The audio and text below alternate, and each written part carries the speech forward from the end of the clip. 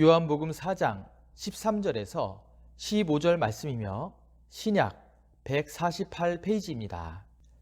예수께서 대답하여 이르시되 이 물을 마시는 자마다 다시 목마르려니와 내가 주는 물을 마시는 자는 영원히 목마르지 아니하리니 내가 주는 물은 그 속에서 영생하도록 솟아나는 샘물이 되리라. 여자가 이르되 주여 그런 물을 내게 주사 목마르지도 않고 또 여기 물 기르러 오지도 않게 하옵소서. 아멘. 자, 오늘 본문에 보면은 예수님께서 공생의 초기에 있었던 사역 가운데서 예수님께서 유대에서 그 위쪽에 있는 갈릴리 지역으로 그 가는 도중에서 있었던 그 사건을 소개하고 있습니다. 즉 사마리아의 도성에 있는 수가성에서 한 여인을 만났고 이 여인에게 영생에 관한 대화를 나누시면서 이제 영혼이 목마르지 않는 그 생수에 대해서 예수님께서 소개하지요. 그리고 이 여인이 영생을 주는 예수 그리스도를 인격적으로 만난 뒤에 물동이를 이고 물 들어온 여인이 물동이를 버려두고 자기 동네에 들어가서 온 마을 사람들에게 내가 만난 예수 그리스도를 와보라 하면서 전도하는 전도자가 되었다는 것입니다. 이 은혜가 오늘 또 말씀을 듣는 각 사람의 심령 가운데 함께 하시기를 바랍니다. 일반적으로 그 당시에 유대에서 갈릴리, 그러니까 유대는 남쪽이고 갈릴리는 북쪽인데 유대에서 갈릴리로 가려면은 일반적으로 세 가지 방법으로 가는 길이 있었다는 것입니다. 첫 번째로는 배를 타고 지중해 쪽으로 해서 이렇게 가는 방법이 있고, 두 번째로는 요단강이 있으면은 동편 쪽, 즉 베레아를 중심으로 해서 이렇게 올라가는 길이 있고, 세 번째로는 바로 사마리아로 곧장 좌회전 하지도 않고 우회전하는 그냥 곧장. 여러분, 길을 이쪽에서 저쪽으로 가려면은 가장 빠른 길은 직선으로 가는 것이 가장 빠릅니다. 자, 그런데 이 사마리아 땅을 유대인들은, 이 남유다 사람들은 북쪽으로 올라갈 때 사마리아 땅을 보통 밟지 않고 가는 것이 일반적인 통례였다는 것입니다. 그도 그럴 수밖에 없는 것이 역사적으로 우리가 한번 추적을 해보면은 여러분도 잘 아시다시피 북왕국 이스라엘이 BC 722년에 아수르에 의해서 멸망을 당하였습니다. 그런데 이 아수르가 자국민을 사마리아 지역에, 그러니까 북왕국 사마리아는 당시 수도였는데 이 사마리아 지역으로 사람들을 이주시켜서 혼혈 정책을 썼습니다. 그로 인하여서 이 사마리아 지역은 종교적으로도 혼합이 되었고 혈통적으로 혼혈 지역이 되었다는 것입니다. 이런 말미암아 남유다 사람들은 사마리아 사람들을 별로 좋게 여기지 않았습니다. 심지어는 개 취급까지도 했습니다. 이 사마리아 사람은 개다 할 정도로 이렇게 심하게 다뤘다는 것입니다. 하지만 오늘 본문에 예수님께서는 유대인들이 그토록 싫어하던 그 사마리아 지역을 의도적으로 들어가셨다는 것입니다. 그리고 그곳에서 목마른 한 여인을 영원히 목마르지 않는 인생으로 바꿔주셨습니다. 이 은혜가 오늘 말씀을 듣는 우리 가운데도, 여러분 가운데도 함께 하시기를 바랍니다. 사랑하는 성도 여러분, 일반적으로 오늘 본문에 나오는 이 사마리아의 수가성의 이 여인을 일컬어서 창렬하고 내지는 부정한 여인으로 이렇게 보는 사례가 일반적인 견해였었는데, 그 이후로는 예수님과 이 여인의 대화 중에 오늘 본문은 13절에서 15절까지인데 그 뒤에 16절에서 18절에 보면은 예수님께서 이 여인과 대화 중에 이런 말을 하지요. 가서 내 남편을 불러오라. 그랬더니 여자가 뭐라 그래요? 나는 남편이 없나이다. 그랬더니 예수님이 내가 남편이 없다 하는 말이 옳도다. 너에게 남편 5이 있었고 지금 있는 자도 내 남편이 아니니 내 말이 참되도다 그랬습니다. 그 사실 실질적으로 이 남편이, 지금 이 여인에게 남편이 있다는 얘기가 없다는 얘기예요. 지금 현재 6번째 남편과 지금 살고 있다는 얘기가 아니겠습니까? 정말 세상 말로 말하면 기구한 팔자, 기구한 운명을 타고난 이런 여인이라고 볼 수 있는데, 오늘 이 여인에게 있어서 남편이 5이 있었고 지금 함께 살고 있는 6번째 남편과 지금 현재 살고 있습니다. 그로 인하여서 창녀라는 오해와 부정한 여인으로 취급받기도 하였습니다. 하지만 우리가 이스라엘 문화권을 알면은 그렇지 않다는 것을 알 수가 있습니다. 왜냐하면은 창녀들은 당시에 성 안에 살지 못하였다는 것입니다. 그 문화권이 성 안에 살지 못하고 성 바깥에 살았다는 것입니다. 그래서 보통 성 밖에 성문 어귀에 이제 보통 이렇게 있다가 지나간 남자들 뭐 이렇게 지나간 사람들을 붙들고 이렇게 이제 창녀를 했는데, 그리고 이 히브리 문화권에서는 계대 결혼이라는 것이 있었습니다. 계대 결혼 들어보셨죠? 계대 결혼.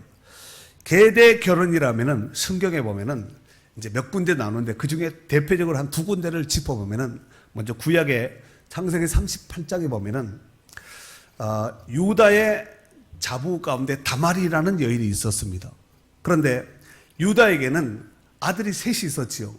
엘, 오난, 셀라, 이 아들이 셋이 있었는데, 이 첫째 아들의 자부가 다말인데, 이 살다가 자식이 없이 아들이 죽어버린 거예요. 그 둘째 이제 계대 결혼이니까 이 형수가 이제 둘째를 통하여서 자식을 낳는 거지요. 그런데 둘째도 죽어버렸습니다. 근데 셋째는 셀라인데, 이 셀라 셋째 아들이 너무 어린 거예요. 그래서 이 자부에게 이 아들이 막내가 너무 어리니까 친정집에 가 있어라. 그러면은 이 아들이 장성하면 내가 다시 부르겠다. 그리고 이제 보내지요. 문제는 시간이 지나서 이 셀라가 장성했음에도 불구하고 이 다말을 부르지 않는 거예요. 그러다가 시간이 지나서 유다의 아내가 죽지요.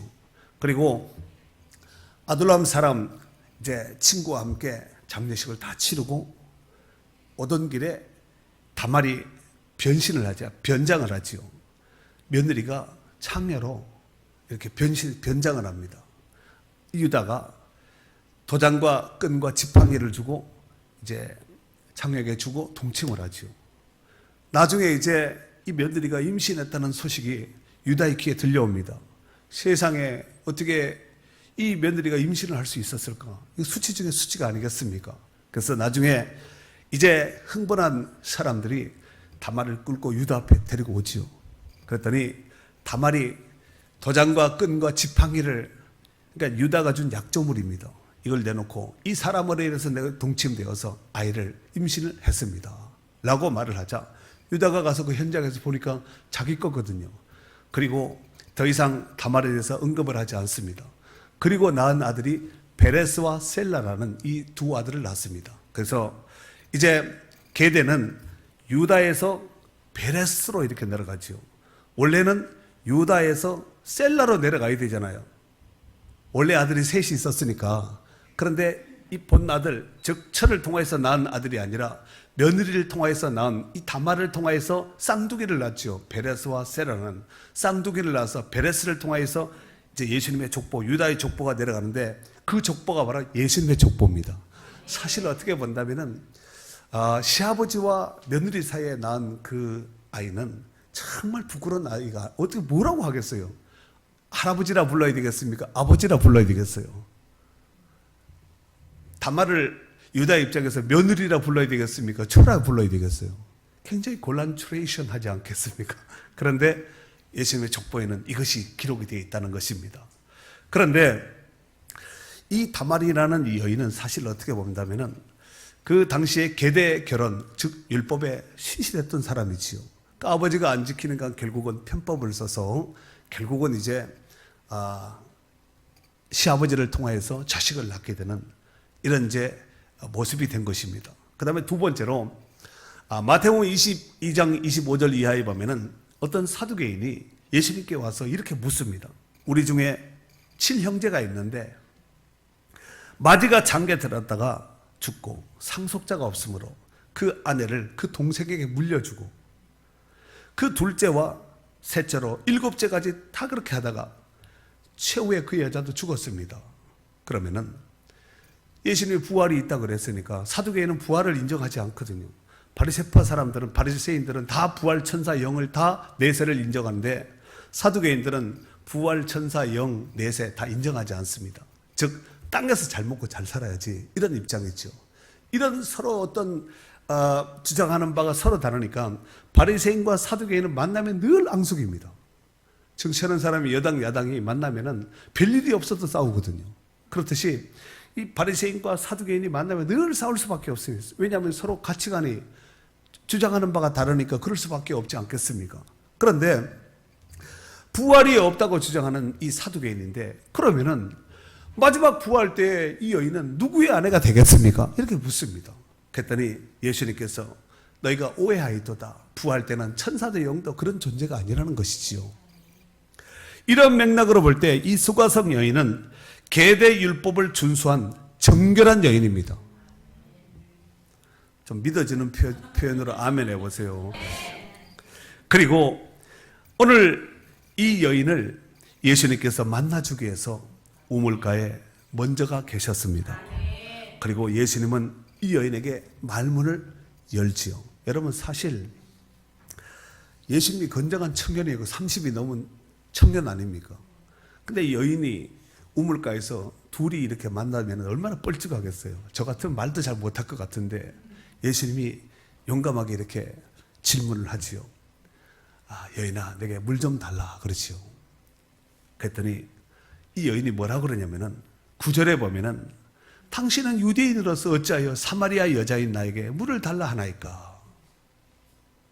왜 이 말을 했는지 그 뒤에 이는 하고 나와 있지요. 그게 앞에 게 해석인데, 이는 유대인이 사마리아인과 상종도 안 한다는 거예요.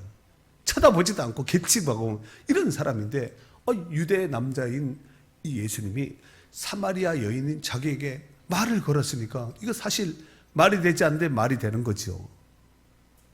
말이 되지 않은 일이 지금 이 사마리아 여인 앞에는 펼쳐지게 된 것입니다. 그랬더니 예수님께서 이런 말씀을 하시죠.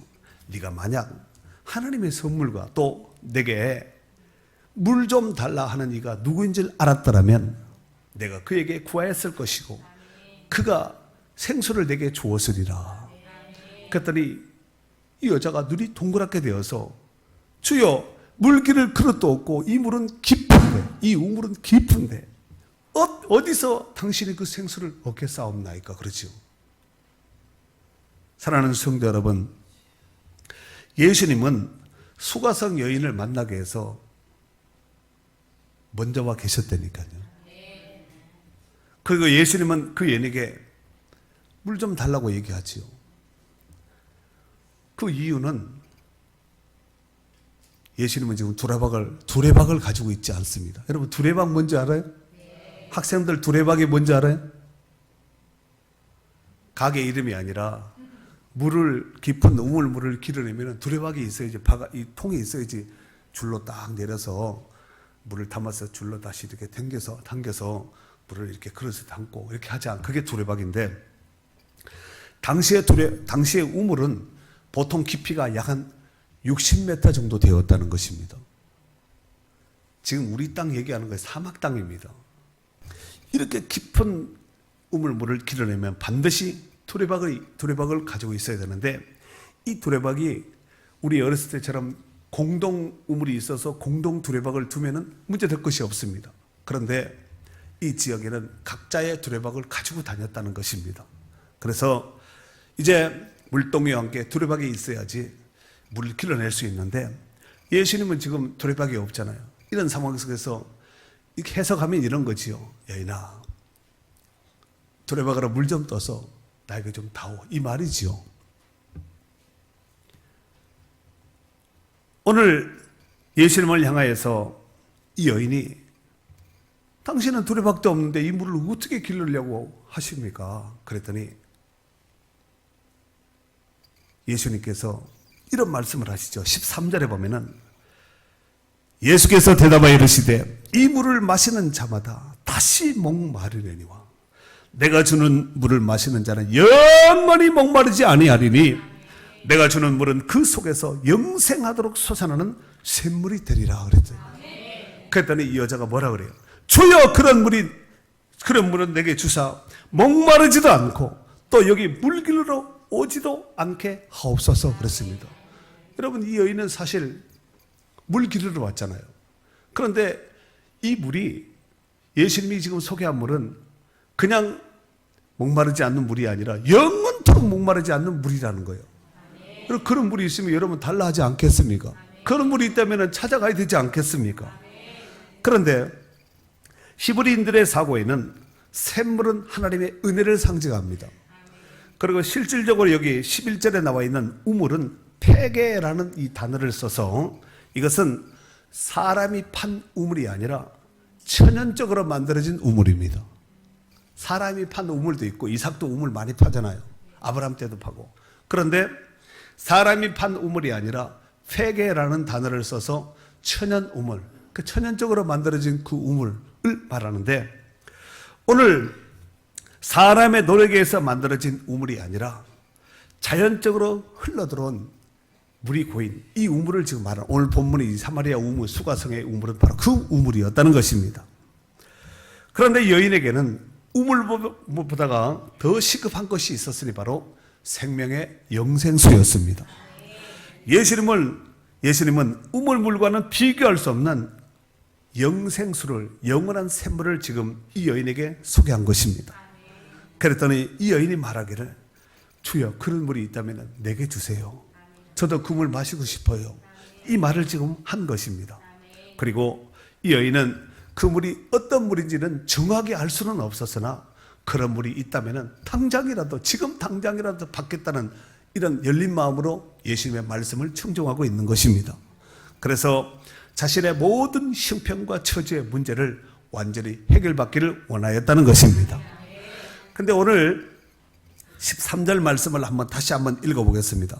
13절 시작. 예수께서 대답하여 이르시되 이 물을 마시는 자마다 다시 목마르니와. 아멘. 여기 목마르다는 말은 딥사오라는 단어를 쓰는데 이게 미완료 시제를 씁니다.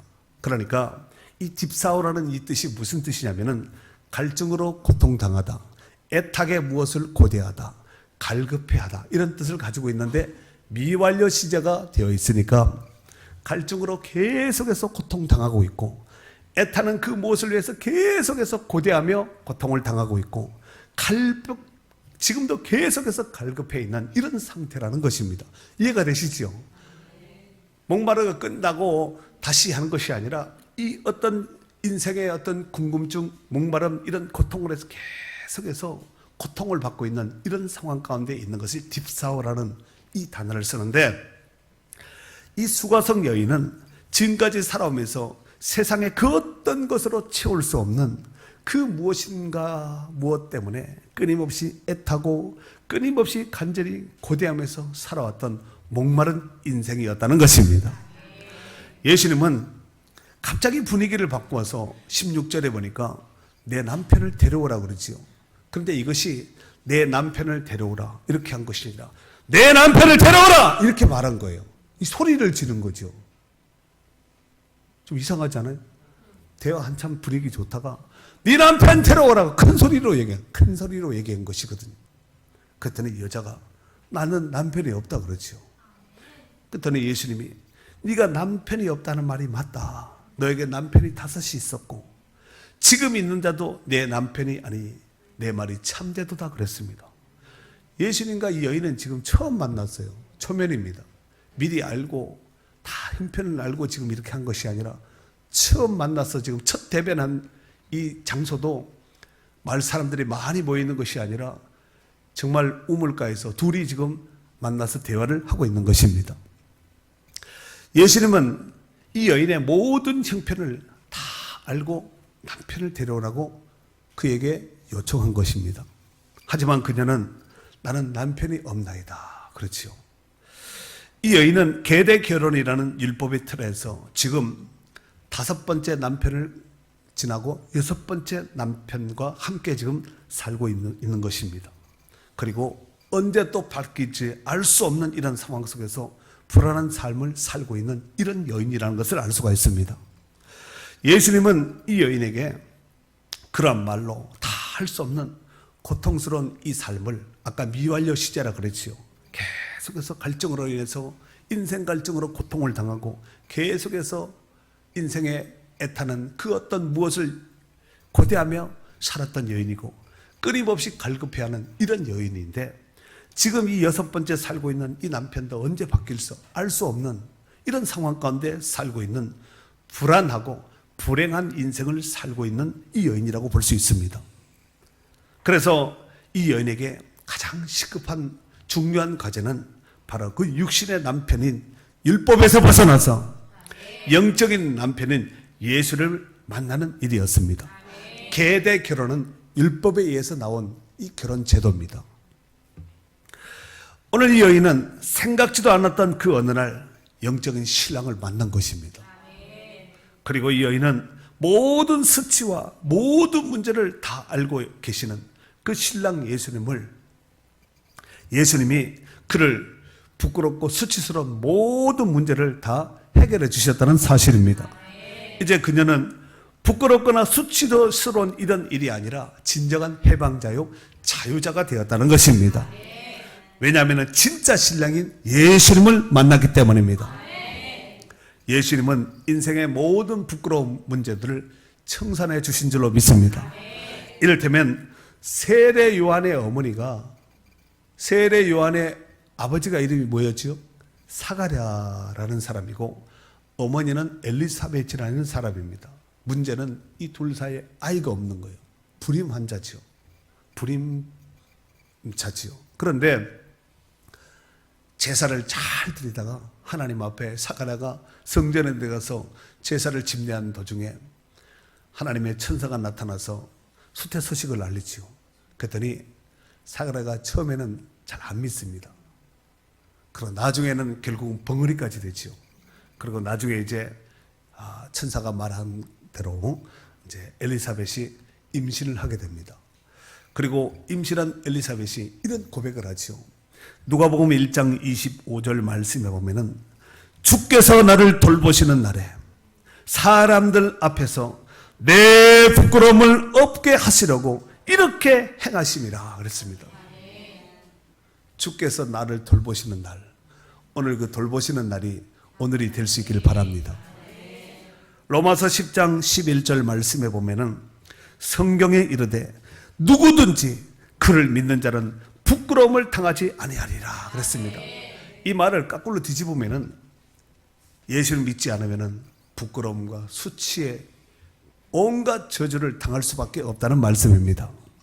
베드로전서 2장 6절 말씀에는 성경에 기록되었으되 보라 내가 택한 보배로운 모퉁이 돌을 시온에 두노니 그를 믿는 자는 부끄러움을 당하지 아니하리라 그랬습니다. 그러면은 왜 그를 믿는 자는 부끄러움을 당하지 않는가? 그가 우리의 모든 수치와 부끄러움을 다 해결해 주셨기 때문에 그렇습니다. 히브리서 12장 2절 말씀에 보면은 믿음의 주여 또 온전케 하시는 이 예수를 바라보자. 그는 예수님은 그 앞에 있는 기쁨을 위하여 십자가를 참으사 부끄러움을 개의치 아니하시더니 하나님 보좌 우편에 앉으셨느니라 그랬습니다. 그분이 우리의 모든 수치와 부끄러움을 지셨기 때문에 십자가에서 우리의 죄 문제를 해결해 주셨기 때문에 우리는 부끄러움을 개의치 않는 이런 거룩한 하나님의 자녀여 성도가 된 줄로 믿습니다. 사랑하는 성도 여러분, 그거 아세요? 하나님께서 세상을 창조하실 때에 인간을 창조하신 후에 하나님과 인간은 교제하면서 행복하게 살았다는 것입니다. 그렇게 하기 위해서 하나님이 또 만드셨습니다. 하지만 인간이 하나님이 정한 법을 어김으로써 에덴 동산에서, 에덴은 기쁨이거든요. 이 기쁨의 동산에서 추방당하고 말았습니다. 그리고 하나님과 인간 관계는 영원한 단절 관계, 교제가 끊어져 버린 거죠. 여러분, 교제가 끊어지면 단절이라 그러지 않아요? 개인 간의 단절이 될 수도 있고 국가 간의 단절도 될 수 있습니다. 영적으로 본다면 하나님과 교제가 끊어지고 죄 짓고 하나님 말씀에 불순종하면 결국은 단절될 수밖에 없다는 사실입니다. 그런데 인간은 무의식적인 본능으로 하나님을 향한 귀소 본능이 있습니다. 뭔가 신의 존재를 의식하기는 하는데 그 신의 존재가, 그 하나님의 존재가 정확하게는 누군지 어떤 존재는 알 수는 없지만 신이 있을 것이다. 이런 존재를, 이런 마음이 있다는 것입니다. 이것은 뭐 선진국이고 후진국이고 잘 사는 나라고 미개인이고 뭐 할 것 없이, 여러분 뭐 이것은 모든 사람들은 인종, 형편, 환경, 시대 불문하고 아프리카 사람들 저 옷 안 입고 다니는 이런 사람들도 어떤 신에 대한 이런 나름대로 어떤 경외심을 가지고 있거든요. 그로 인해서 사람들의 마음에는 하나님이 아니고서는 그 어떤 것으로 채워지지 않는 마음의 공간이 하나가 딱 생기게 되었습니다. 하나님을 떠난 인생들에게는 이 빈 공간 하나가 다 있다니까요. 사람들은 그것도 모르고 세상에 있는 것으로 끊임없이 채우려고 이것저것을 향해서 체험을 채우죠. 끊임없이 뭔가를 공급해서 체험받습니다. 이를테면 어떤 사람은 돈으로 채우려고 하는 사람도 있습니다. 끊임없이 돈을 향해서 돈 하는 사람도 있고, 명예를 위해서, 권력을 위해서, 인기를 위해서, 어떤 사람은 술과 도박과 심지어는 마약과 성으로 인해서 이런 것으로 끊임없이로 채워보지만 이런 것들은 밑 빠진 독과 똑같습니다. 채울 수가 없는 것이지요. 오히려 이런 것을 쫓으면 쫓을수록 갈증만 더욱더 가중될 수밖에 없었다는 것입니다. 오늘 본문의 수가성 여인도 세상의 육신의 중력과 안목의 중력과 이생의 자랑을 로 인해서 자기 인생의 목마른 갈증을 해결하려고 나름대로 채우지만, 심지어는 물동이를 이고 와서 그 우물물을 채우지만 가고 나면 또 물을 떨어올 수밖에 없는 이런 상황 가운데 있는 이런 여인이지요. 하지만 오늘 이 여인은 생수의 근원 되시는 예수 그리스도를 만남으로 인하여서 인생의 모든 문제를 완전히 해결받게 된 줄로 믿습니다. 그 결과 이 여인은 물동이를 버려두고 마을로 달려가서 만나는 사람들마다 외쳐 이르기를, 내가 만난 예수를 와보라 하며 온 마을 사람들에게 가서 예수님을 전하였습니다. 그랬더니 이게 웬일입니까? 29절 30절 말씀을 우리 한번 다 같이 읽도록 하겠습니다. 29절 30절에 있는 말씀이에요. 시작. 내가 행한 모든 일을 내게 말한 사람을 와서 보라. 이는 그리스도가 아니냐 하니 그들이 동네에서 나와 예수께로 오더라. 아멘. 사랑하는 성도 여러분, 여러분은 여러분의 일생 가운데서 여러분의 인생을 목마르게 하는 요소가 무엇입니까? 여러분은 무엇으로 목말라 하고 있습니까? 여러분은 어떤 문제로 고민하고 있습니까? 돈의 문제입니까? 명예의 문제입니까? 집의 문제입니까? 자녀의 문제입니까? 부부 관계의 문제입니까? 직업의 문제입니까? 장래에 대한 불안전한 이런 장래에 대한 문제입니까? 분명한 것은 인생의 크고 작은 그 어떤 문제를 할지라도 진짜 신랑인 예수님을 만나고 예수님께 맡기고 예수님께 나오면은 그 모든 문제는 그날 해결받는 날인 줄로 믿습니다. 마태복음 11장 28절에 보면은 수고하고 무거운 짐진 자들아 다 내게로 오라. 내가 너희를 쉬게 하리라 그랬습니다. 요한복음 7장 37절 38절을 말씀해 보니까 누구든지 목마르거든 내게로 와서 마시라. 나를 믿는 자는 성경의 이름과 같이 그 배에서 생수의 강이 흘러나오리라 그랬습니다. 예수님을 믿는 자는 인생의 그 어떤 갈증적인 문제를 할지라도 제대로 만나고 그날 만나면은 그날이 끝장나는 날이고 해결받는 날인 줄로 믿습니다. 그날이 바로 오늘이 될 수 있기를 바랍니다. 여기서 중요한 것은 맡기는 겁니다. 그리고 맡기되 일부분의 맡김이 아니라 100% 맡겨야 됩니다. 목욕탕 주인도 맡기면 책임지지만 맡기지 않은 물건은 책임지지 않는다고 이렇게 하지 않습니까? 시편 37편 5절에 보니까 내 길을 여호와께 맡기라. 그를 의지하면 그가 이루시고 그렇습니다. 맡긴 자에게는 이루어지는 역사가 있을 줄로 믿습니다. 시편 55편 22절 말씀해 보면은 내 짐을 여호와께 맡기라. 그가 너를 붙드시고 의인의 요동함을 영원히 하락하지 아니하시리로다 그렇습니다. 잠언 16장 3절에는 너의 행사를 여호와께 맡기라. 그러면 내가 경영하는 것이 이루어지리라 그랬습니다.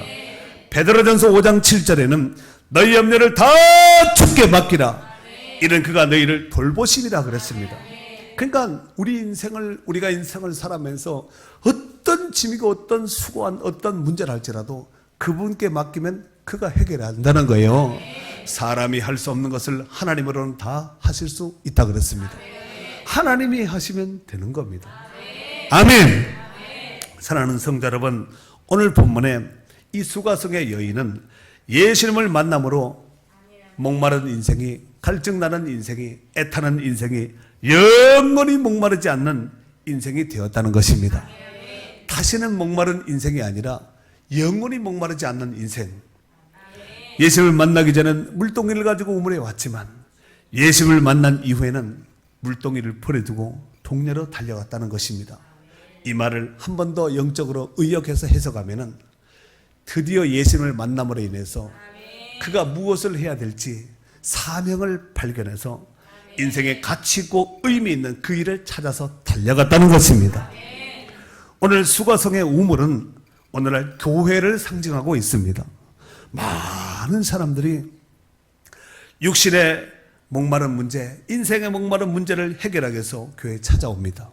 하지만 생수의 근원 되시는 예수 그리스도를 만나지 못하고 돌아가는 사람들이 태반이라는 것입니다. 여러분, 우물가에 왔는데 물을 얻지 못한다. 그 얼마나 짜증나겠어요. 그런데 영적인 우물가인 이 교회에 왔는데 예수님을 만나지 못하고 생수를 마시지 못하고 영생을 얻지 못했다. 이건 참 비극 중에 비극입니다. 우리가 정말로 예수님을 만났다면 우리의 인생도 이 수가성의 여인과 같이 변화되어야 됩니다. 정말 예수님을 제대로 만난 사람은 인생의 가치관이 다르고 내 인생에 이 땅에 태어나서 무엇을 해야 될지 분명한 정체성을 알고 달리되 그냥 달리지 않고 목표를 향해서 달린다는 것입니다. 일하되 그냥 일하지 않고 분명한 목표와 기준점이 있는 일을 하게 된다는 것입니다. 똑같은 일을 해도 밥 먹고 살기 위해서 먹고 살기 위해서 하는 것과 하나님의 영광을 위해서 그 일을 하는 사람은 다르다는 것입니다. 우리 주님은 대단한 사람을, 특별한 사람을 만나기 위해서 이 땅에 오신 것이 아니라 정말 세상에서 부족하고 연약하고 가난하고 상처 입은 이런 죄인들을 만나 주시기 위해서 이 땅에 오셨다는 것입니다. 내가 죄인을 위해서 왔노라. 예수님께서 그렇게 말씀하지 않았습니까? 바로 그 죄인들이 바로 저와 여러분입니다. 전에 우리도 율법에 매이고 사람들이 만들어 놓은 이런 제도와 법제하에서 올무에 매여서 살던 우리 인생들이었습니다. 그러한 인생들을 위하여서 예수님이 십자가를 지시고 우리의 모든 죄를 대속하여 주심으로 인해서 우리의 모든 죄 문제는 해결받았고 우리가 구원받은 하나님의 자녀가 된 줄로 믿습니다. 수가성의 여인을 올무같이 억제하는 인생의 모든 문제는 예수님을 만남으로 끝장나고 말았습니다. 이 여인은 더 이상 계대에 매일 필요도 없고 더 이상 물동에 매이지 않고 진정한 자유자의 진정한 행복자입니다. 이 여인이 마을에 달려가서 온 동네 사람들에게 내가 만난 예수님을 와보라 하면서 이 기쁜 소식을 전하였던 것처럼 이제 예수 그리스도를 믿고 구원받은 우리도 그 기쁨의 소식을 아직도 듣지 못한 사람들, 아직도 만나지 못한 사람들, 아직도 체험하지 못한 그들에게 달려가서 증거하는 거룩한 전도자들이요 증거자가 될 수 있기를 예수님의 이름으로 축원합니다.